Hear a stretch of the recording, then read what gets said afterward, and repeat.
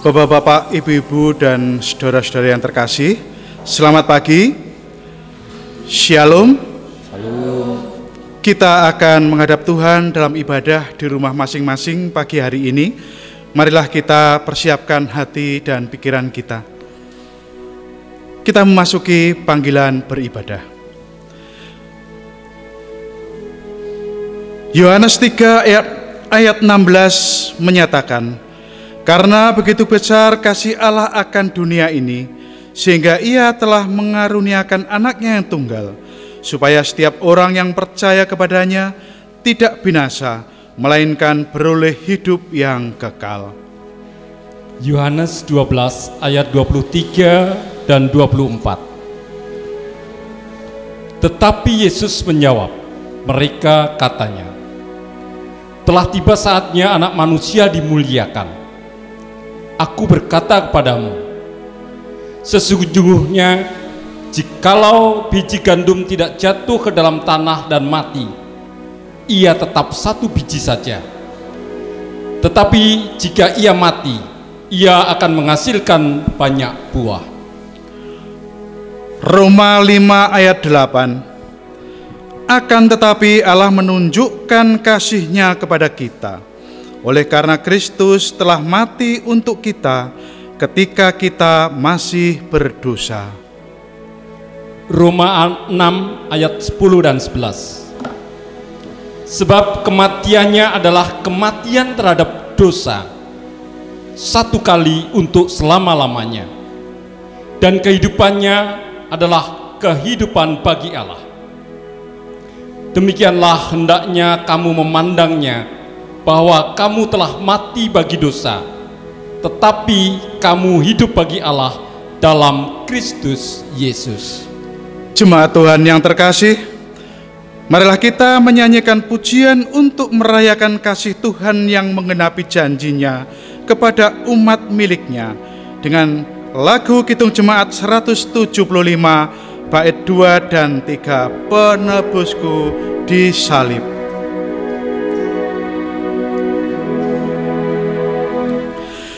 Penebusku disalib, menghapuskan hukumanku, agar aku diberi anugerah hidup oleh mati-Nya.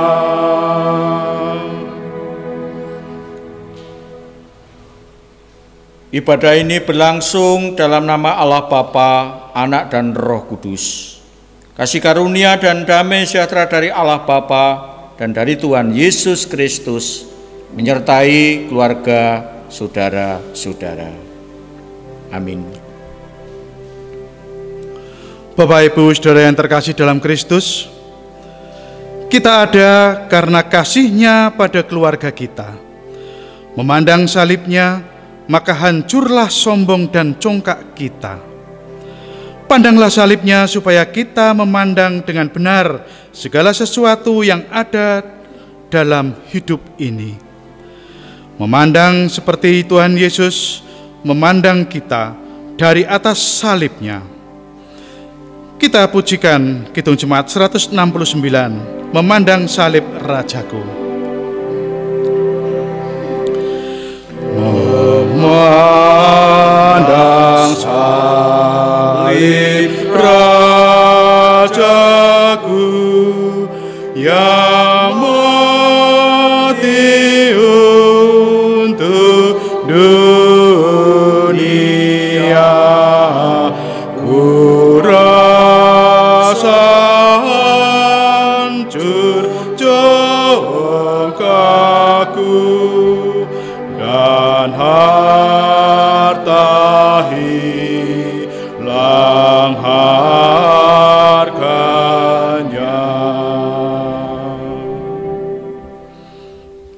Kita bertelut bersama-sama memasuki pengakuan dosa. Di hadapan Tuhan Allah yang penuh kasih, Marilah bersama mengaku segala kelemahan, kesalahan, dan dosa-dosa kita. Masing-masing tiap pribadi berdoa secara pribadi.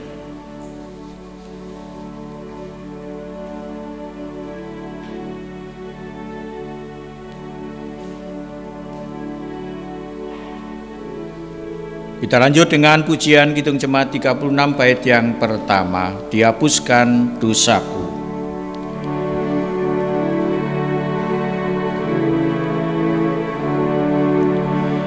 Dihapuskan dosaku hanya oleh darah Yesus.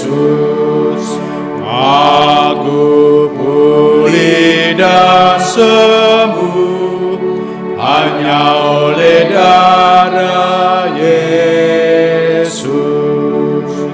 Oh, darah Tuhanku, sumber pembasuhku, sucilah hidupku hanya oleh darah Yesus.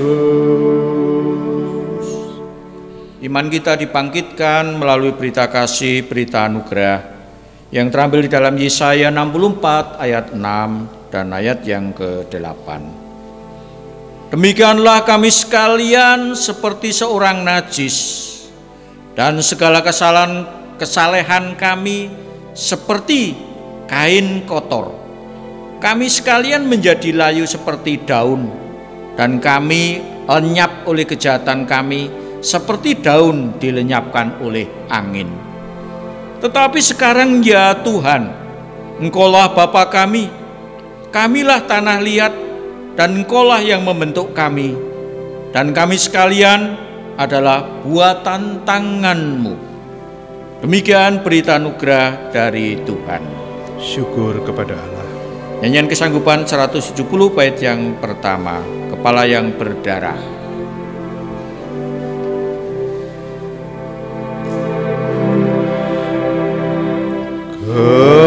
Kepala yang berdarah, tertunduk dan sedih, penuh dengan sengsara dan luka yang pedih. Meski mahkota duri menghina harkat-Mu, Kau patut ku kagumi, terima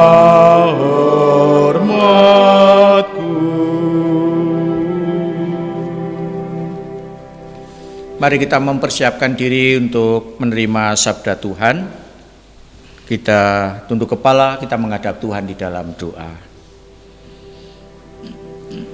Allah Bapa yang rahmani, Allah Bapa yang rahimi, sungguh kami bersyukur kami boleh memasuki ibadah Jumat Agung. Dan saat ini biarlah firman-Mu semakin meneguhkan iman kami. Roh Kudus mengurapi hati kami, memampukan mendengar dan mewujudkan firman itu dalam kehidupan kami. Dalam nama Kristus, amin. Bacaan Injil hari ini dari Yohanes 19 ayat yang ke-28 sampai yang ke-38. Yohanes 19 ayat 28 sampai 38. Saya bacakan demikian. Sesudah itu, karena Yesus tahu bahwa segala sesuatu telah selesai, berkatalah Ia, supaya genaplah yang ada tertulis dalam kitab suci, aku haus. Di situ ada suatu bekas penuh anggur asam. Mereka mencucukkan bunga karang yang telah dicelupkan dalam anggur asam pada sebatang hisop, lalu mengunjukkannya ke mulut Yesus. Sesudah Yesus meminum anggur asam itu, berkatalah ia, sudah selesai. Lalu ia menundukkan kepalanya dan menyerahkan nyawanya. Karena hari itu hari persiapan dan supaya pada hari Sabat mayat-mayat itu tidak tinggal tergantung pada kayu salib, sebab Sabat itu adalah hari yang besar. Maka datanglah orang-orang Yahudi kepada Pilatus dan meminta kepadanya supaya kaki orang-orang itu dipatahkan dan mayat-mayatnya diturunkan. Maka datanglah prajurit-prajurit lalu mematahkan kaki orang yang pertama dan kaki orang yang lain yang disalibkan bersama-sama Yesus. Tetapi ketika mereka sampai kepada Yesus dan melihat bahwa ia telah mati, mereka tidak mematahkan kakinya. Tetapi seorang dari antara prajurit itu menikam lambungnya dengan tombak dan segera mengalir keluar darah dan air. Dan orang yang melihat hal itu sendiri yang memberikan kesaksian ini, dan kesaksiannya benar. Dan ia tahu bahwa ia mengatakan kebenaran supaya kamu juga percaya. Sebab hal itu terjadi supaya genaplah yang tertulis dalam kitab suci. Tidak ada tulangnya yang akan dipatahkan. Dan ada pula nas yang mengatakan, mereka akan memandang kepada dia yang telah mereka tikam. Sesudah itu Yusuf dari Arimatea, ia murid Yesus, tetapi sembunyi-sembunyi karena takut kepada orang-orang Yahudi, meminta kepada Pilatus supaya ia diperbolehkan menurunkan mayat Yesus. Dan Pilatus meluluskan permintaannya itu. Lalu datanglah ia dan menurunkan mayat itu. Demikian bacaan Injil Yohanes 19 ayat 28 sampai 38.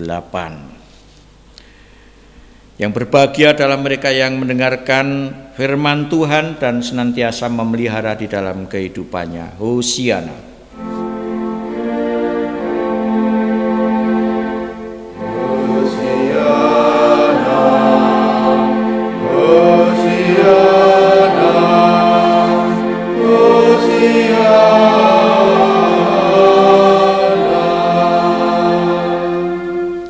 Sebagai pengantar khotbah dengan judul Karena Salibmu Hidupku Diperbarui, saya mengajak sekali lagi kita menyanyi bersama-sama dari Kidung Jemaat 169.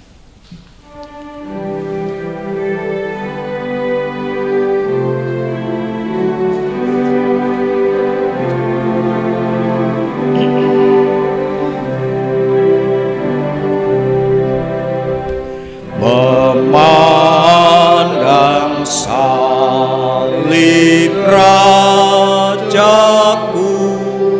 yang mati untuk dunia, ku rasa hancur congkakku dan hilang harganya.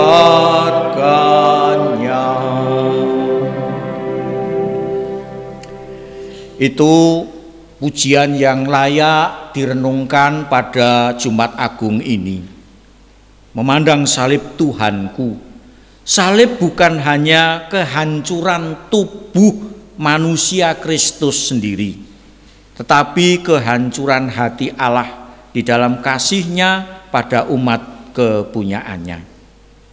Salib yang menghancurkan hati Bapa menjadi cara untuk menghancurkan kekerasan hati manusia yang penuh dengan egoisme. Saudaraku bisa melihat kenyataan hidup ini yang penuh dengan kekerasan. Itu muncul oleh karena keegoisan yang semakin mendalam, ketidakpedulian pada orang lain, sehingga mereka miskin dalam kasih dan pengalamannya cenderung adalah pengalaman kekerasan dan prasangka buruk. Layaklah ketika kita di jalan berhadapan dengan orang kemudian muncul emosi-emosi oleh karena mereka membawa pengalaman kekerasan itu kepada orang lain yang berinteraksi dengannya. Itulah ya kenyataan yang terjadi di kehidupan kita. Salib menghadirkan interaksi yang baru dalam kehidupan ini. Bukan kekerasan dibalas dengan kekerasan, melainkan sebaliknya kekerasan itu diampuni, didoakan dengan ucapan-ucapan berkat di atas penderitaan kayu salib. Bukankah Kristus pernah berdoa, "Ya Bapa, ampunilah mereka karena mereka tidak tahu apa yang mereka lakukan."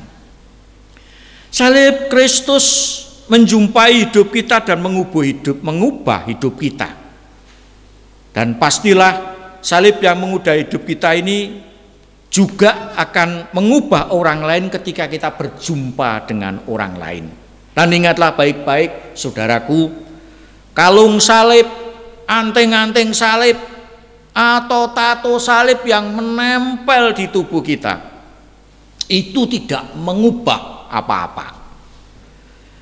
Biarlah hati kita yang harusnya berjumpa dengan Yesus yang tersalib, karena Dia dan salibnya mendemonstrasikan kasih Allah yang semestinya menghancurkan hati kita semua manusia dan membawa kita melihat pengharapan di dalam Kristus yang tidak akan mengecewakan.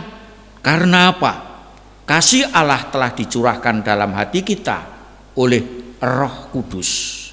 Roma 5 ayat yang ke-5.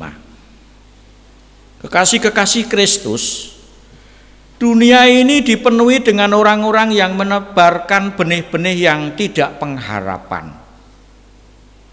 Konkret seringkali kita melihat, mendengar berita-berita yang tidak benar, hoax, baik itu berita yang sedang kita alami saat ini dengan COVID-19. Bahkan ada saran lebih baik tidak usah banyak membuka, mencari referensi tentang COVID-19, karena ternyata di situ tersisipi hoax, berita yang tidak benar, yang semakin menjadikan kita tidak berpengharapan. Pengharapan yang sesungguhnya hilang seiring dengan hilangnya, berkurangnya pengalaman kasih dalam berinteraksi satu dengan yang lainnya. Dan salib Kristus yang hebat di kayu salib itu adalah kabar baik yang mestinya sering digaungkan dalam kehidupan ini. Berapa jumlah kata yang perlu kita bandingkan ketika kita menyebut nama Kristus dan ketika kita menyebut nama COVID-19? Lebih banyak mana? Barangkali saya kira lebih banyak yang COVID-19 daripada menyebut Yesus yang sudah bangkit. Kristus mendemonstrasikan kasih kepada setiap hati yang memandang salibnya. Hati yang mengalami kayu salib Kristus akan menjadi hati yang dihancurkan dalam segala kecongkakan dan dibentuk kembali hati itu dan dimilikinya serta dipimpin oleh Allah.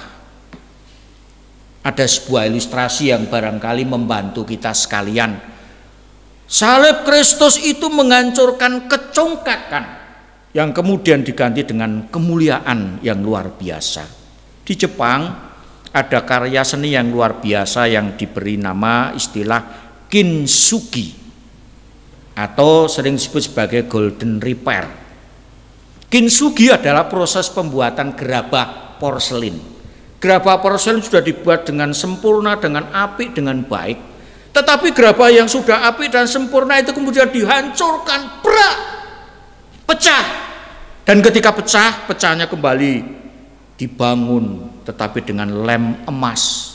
Tercipta karya seni yang mahal harganya, yang luar biasa, yang nampak sempurna, yang nampak tidak cacat, tetapi justru dibangun dari kondisi yang cacat. Yang menarik, kondisi cacat ataupun tidak sempurna dinampakkan melalui proses dibangun dari kehancuran sampai menghadirkan karya seni yang begitu mahal dan berharga. Itulah kehidupan kita, hati kita yang congkak perlu dihancurkan oleh salib Kristus. Saudaraku, masihkah hidup kita saat ini dikoreksi oleh salib Kristus?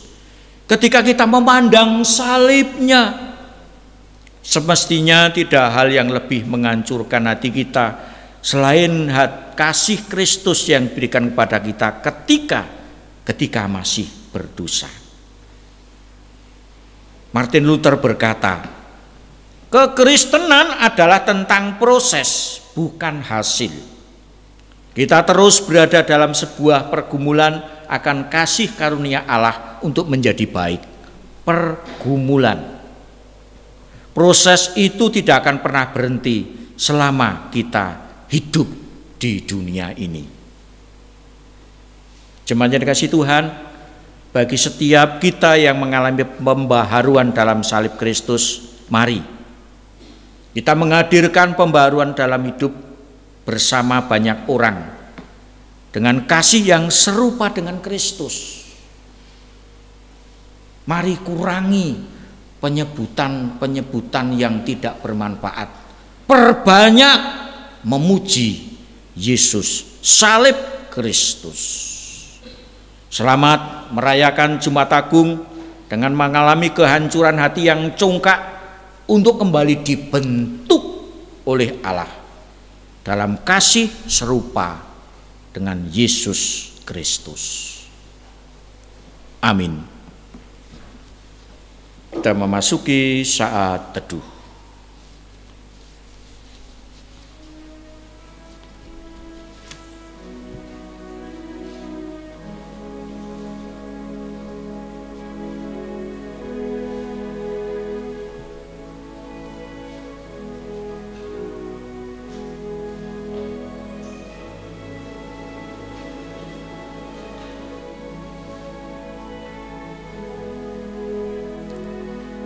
Saat teduh cukup.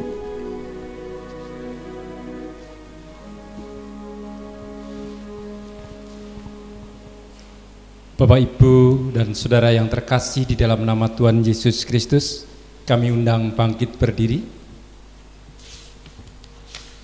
Bersama dengan umat Allah di sepanjang masa, mari kita ikrarkan dan kita teguhkan kembali apa yang kita imani dengan bersama mengucapkan pengakuan iman rasuli.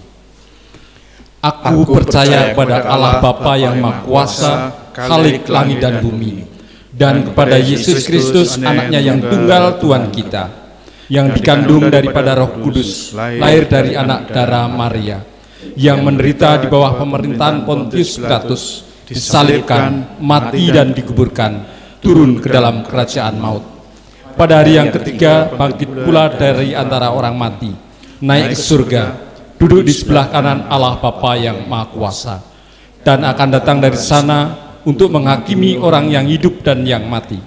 Aku percaya kepada Roh Kudus, gereja yang kudus dan am, persekutuan orang kudus, pengampunan dosa, kebangkitan daging, dan hidup yang kekal.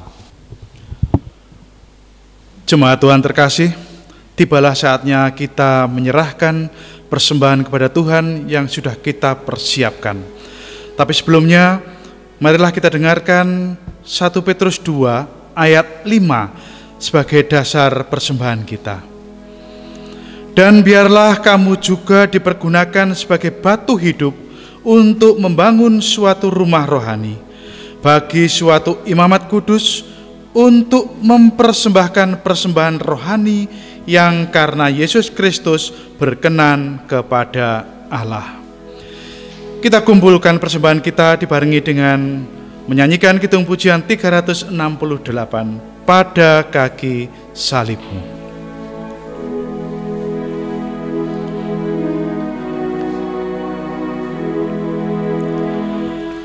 Pada kaki salibmu, Yesusku berlindung. Air ayat Golgota, pancaran yang agung. Salibmu, salibmu yang kumuliakan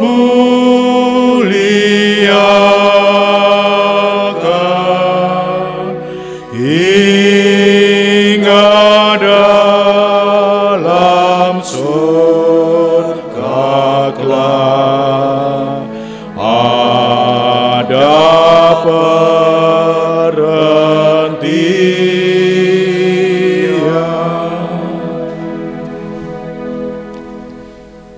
Kita bersama-sama tunduk kepala menghadap Tuhan di dalam doa syafaat, doa persembahan dan doa penutup. Mari kita berdoa. Di ibadah istimewa Jumat Agung ini, kami boleh bersyukur kepadamu Bapa. Jikalau kami masih mendapat kesempatan untuk memperingati saat Tuhan Yesus mati di kayu salib, mengingatkan kami semua segala kecongkakan dan kesombongan kami dihancurkan di dalam salib Kristus. Ya Tuhan, Engkau menguatkan dan memberkati kami semua. Ketika kami mengingat akan Jumat Agung di masa memprihatinkan dunia saat ini, kami boleh merenung, ya Tuhan, Engkau sudah mati di kayu salib. Kalaupun banyak orang di dunia ini sudah lebih cenderung untuk egois, untuk cenderung mementingkan diri sendiri, biarlah kami dijauhkan dari hal itu, terlebih dalam situasi yang seperti ini. Tuhan, ajar kami untuk beraksi, tidak hanya berbicara. Menolong dipakai Tuhan, menolong dipakai Tuhan, membantu dalam situasi krisis yang seperti ini. Terlebih bulan Maret dan bulan April, kami boleh bersama-sama menghayati tentang pengorbanan Kristus, Paskah. Ya Tuhan, dalam situasi Paskah ini, kami serahkan bangsa negara kami hanya ke dalam tangan kasih-Mu. Engkau berkati para pengemban mandat rakyat untuk bertindak secara bijak, akurat dan tepat untuk bangsa kami yang segera Tuhan entaskan dari keprihatinan saat ini. Ya Tuhan, demikian pula Engkau memberkati dalam situasi seperti ini, ekonomi negara kami tetap terjaga baik. Itu pun pula terjadi di keluarga-keluarga kami. Ketika kami banyak tinggal di rumah bersama suami, istri, anak-anak, dan anggota keluarga yang lain. Mampukan kami untuk memanage keuangan keluarga kami dengan sebaik-baiknya.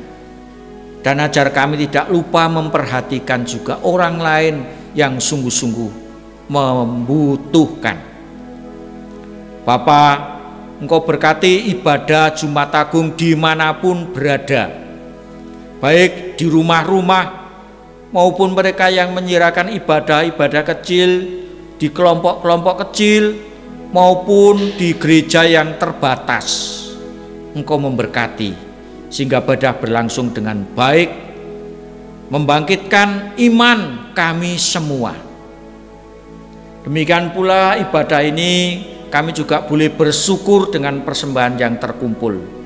Berkati persembahan ini dan ajar kami boleh mempersembahkan tubuh jiwa raga kami sebagai persembahan yang hidup yang berkenan di hadapan Tuhan. Bapa, kami hendak mengakhiri ibadah dan kami bersama-sama akan melanjutkan aktivitas kami masing-masing. Lindungi sertai kami, jagai kami dan beri kemenangan kami hari ini menjadi umat pemenang di dalam Kristus. Terselip dosa kesalahan mohon ampun, di dalam nama Tuhan Yesus Kristus kami berdoa. Amin. Kita akan menaikkan pujian pengutusan dari Kidung Jemaat 341, Kuasamu dan Namamu-lah.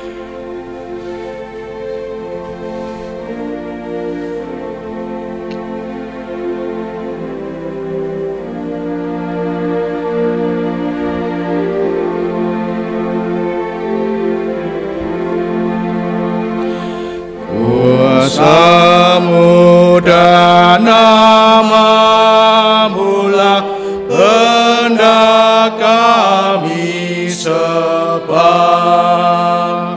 dan karena itu ya Tuhan kami takkan gentar, bagaikan padi segenggam mestilah mati dipendam, supaya tumbuh dan segar di panas surya memekar.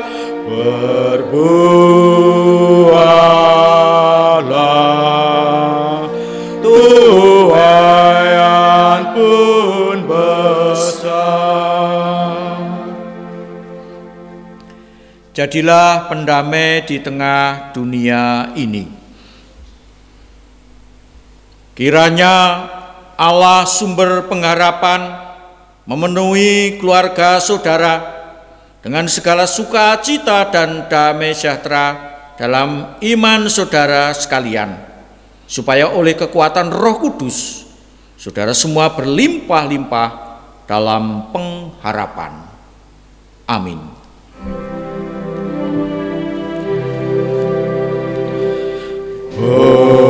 Hosiana, Hosiana, Hosiana, Hosiana, Hosiana.